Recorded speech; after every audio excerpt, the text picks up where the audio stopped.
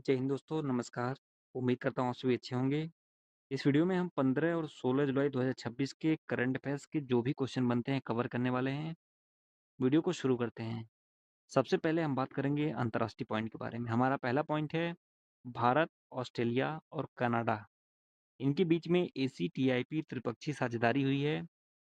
भारत ने ऑस्ट्रेलिया और कनाडा के साथ टेक्नोलॉजी और इनोवेशन को बढ़ावा देने के लिए त्रिपक्षीय साझेदारी की है। इसका नाम है Australia Canada India technology and innovation partnership. यही है दोस्तों ACTIP।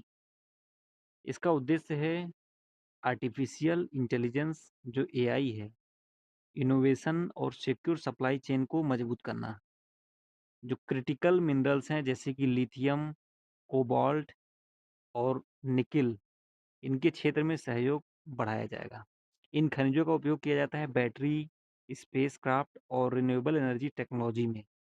ACTIP की घोषणा वर्ष 2025 में जोहान्सबर्ग, साउथ अफ्रीका में आयोजित G20 समिट के दौरान की गई थी। अब इस त्रिपक्षीय साझेदारी को अंतिम मंजूरी मिली है।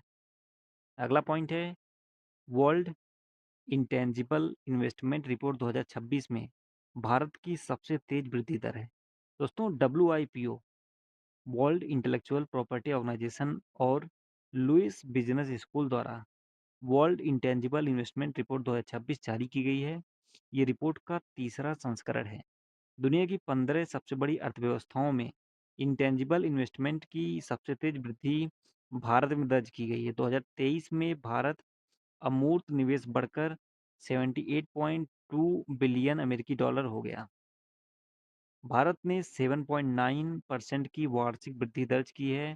कुल अमूर्त निवेश में जो शीर्ष पे देश हैं वो है दोस्तों अमेरिका, जापान और जर्मनी। इंटेंजिबल इन्वेस्टमेंट होता क्या है दोस्तों? ऐसी संपत्तियां में किया गया निवेश जो भौतिक रूप से दिखाई नहीं देता है, जैसे कि सॉफ्टवेयर, AI, डेटाबेस और इनोवेशन। WIPO का फुल फॉर्म आपको बता दिया था, वर्ल्ड इंटेलेक्चुअल प्रॉपर्टी ऑर्गेनाइजेशन। एक संयुक्त राष्ट्र की एजेंसी है। इसका कार्य है पेटेंट, ट्रेडमार्क और डिजाइन जैसी इंटेलेक्चुअल प्रॉपर्टी की सुरक्षा। इसकी स्थापना सन 1967 में हुई थी। मुख्यालय जिनेवा, स्विट्जरलैंड में है। अभी हमारा राष्ट्रीय पॉइंट, पहला पॉइंट है प्रति व्यक्ति आय में सिक्किम जो है भारत का सबसे समृद्ध राज्य बना है। केंद्र सरकार के नए आंकड़ों के अनुसार पर कैपिटा इनकम में सिक्किम शीर्ष पर है। सिक्किम के शीर्ष पर रहने का प्रमुख कारण है कम जनसंख्या, पर्यटन को बढ़ावा और बेहतर हाइड्रो इलेक्ट्रिक प्रोजेक्ट्स। टॉप 3 में जो केंद्र और राज्य मतलब केंद्र की रिपोर्ट में जो टॉप 3 में राज्य और केंद्र शासित प्रदेश हैं वो है दोस्तों सिक्किम नंबर 1 पे, गोवा नंबर 2 पे और दिल्ली है दोस्तों नंबर 3 पे। बिहार प्रति व्यक्ति आय के मामले में सबसे निचले स्थान पर है। बिहार की प्रति व्यक्ति आय है 68,624। इसका प्रमुख कारण है उच्च जनसंख्या वृद्धि और औद्योगिकरण की कमी। प्रति व्यक्ति आय दोस्तों होता क्या है? जो राज्य की कुल आय है, इसको कुल जनसंख्या से भाग देने पर जो औसत राशि है इसी को बोलते हैं पर कैपिटा इनकम। इसमें अमीर और गरीब के बीच आय के अंतर के बजाय औसत आय की गणना की जाती है। अगला पॉइंट है मध्य प्रदेश के सेमीकंडक्टर सेक्टर में सबमर ग्रुप करेगा $2 बिलियन का निवेश। दोस्तों स्पेन की सबमर ग्रुप है, इन्होंने MP के सेमीकंडक्टर सेक्टर में $2 बिलियन के निवेश की घोषणा की है। कंपनी जो है मध्य प्रदेश को कूलिंग टेक्नोलॉजी, मैन्युफैक्चरिंग और एक्सपोर्ट के लिए एशिया का हब बनाएगी। राज्य में सेमीकंडक्टर फैसिलिटी और डेटा सेंटर विकसित किए जाएंगे। निवेश से लगभग 5,000 प्रत्यक्ष रोजगार सृजित होंगे। दोस्तों कंपनी को भोपाल के अचरपुरा इंडस्ट्रियल एरिया में 15 एकड़ भूमि आवंटित की गई है। घोषणा भोपाल में आयोजित MP टेक ग्रोथ कॉन्क्लेव में की गई। सबमर ग्रुप की अगर हम बात करें, इसकी स्थापना 2015 में हुई थी। मुख्यालय है स्पेन के बार्सिलोना में। अगला पॉइंट है उत्तराखंड की पहली GI प्रोडक्ट गैलरी जो कि हल्द्वानी में स्थापित होगी। उत्तराखंड के हल्द्वानी में राज्य की पहली जियोग्राफिकल इंडिकेशन प्रोडक्ट गैलरी का उद्घाटन किया गया। ये उत्तराखंड के 30 GI टैग प्राप्त उत्पादों को प्रदर्शित किया जाएगा। इसमें कृषि उत्पाद, हैंडीक्राफ्ट और पारंपरिक वस्तुएं शामिल होंगी। दोस्तों गैलरी को म्यूजियम की तरह विकसित किया गया। इसका उद्देश्य है GI प्रोडक्ट को राष्ट्रीय और वैश्विक स्तर पर बढ़ावा देना। किसानों और कारीगरों को बेहतर बाजार उपलब्ध कराना।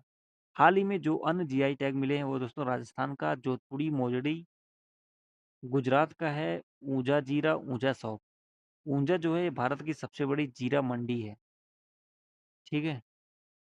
भारत टैक्स 2026 का आयोजन नई दिल्ली में हुआ है। 14 से 17 जुलाई 2026 तक भारत मंडपम नई दिल्ली में।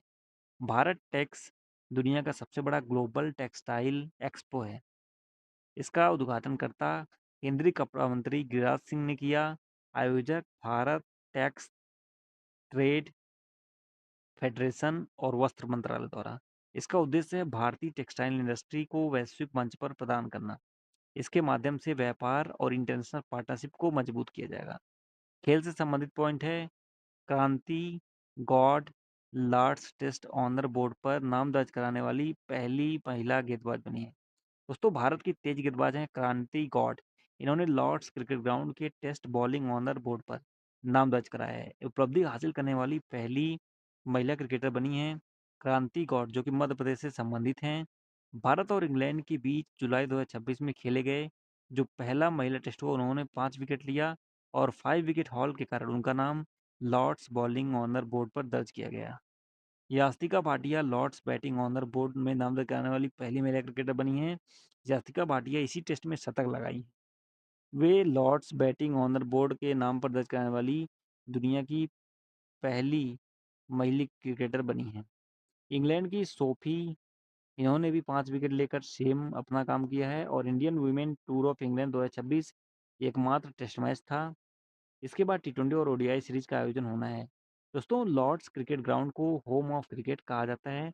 ये पहली बार वीमेन टेस्ट मैच का आयोजन किया गया है। Sourav Ganguly ICC hall of fame में शामिल होने वाले 12वें क्रिकेटर बने हैं। सौरव गांगुली को आईसीसी हॉल ऑफ फेम में शामिल किया गया है। सम्मान पाने वाले 10वें भारतीय पुरुष क्रिकेटर हैं। अभी 3 खिलाड़ी जो शामिल किए गए हैं, भारत के सौरव गांगुली, अंजुम चोपड़ा और इंग्लैंड के केविन पीटरसन। अंजुम चोपड़ा जो हैं डायना एडुजी के बाद आईसीसी हॉल ऑफ फेम में शामिल होने वाली दूसरी भारतीय महिला क्रिकेटर हैं। सौरव गांगुली की बात करें तो ये पश्चिम बंगाल से आते हैं। इनका उपनाम है गॉड ऑफ साइड।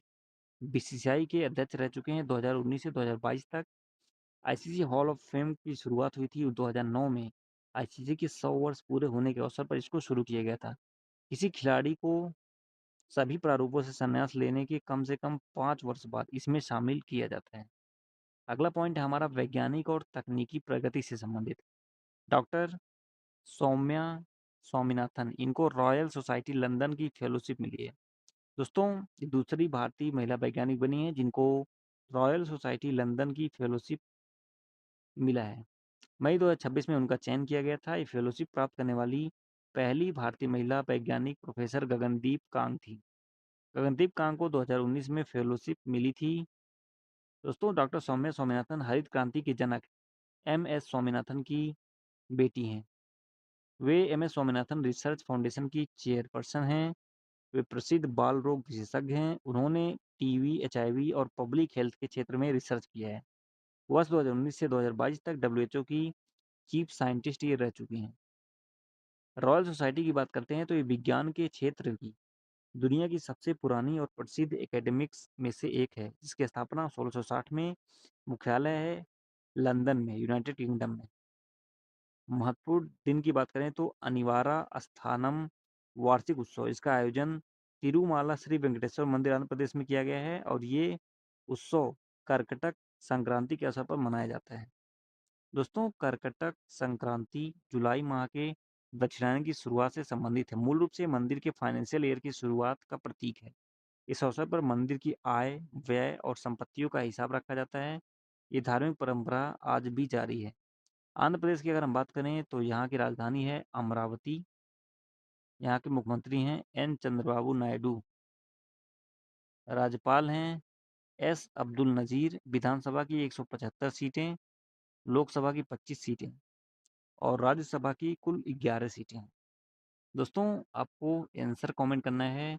56वें अंतर्राष्ट्रीय ओलंपियाड में भारत ने कितने पदक जीते? मुख्यमंत्री हेली टूरिज्म योजना किस राज्य ने शुरू किया? इन दोनों क्वेश्चंस के आंसर कमेंट कीजिएगा। मिलते हैं नेक्स्ट वीडियो में।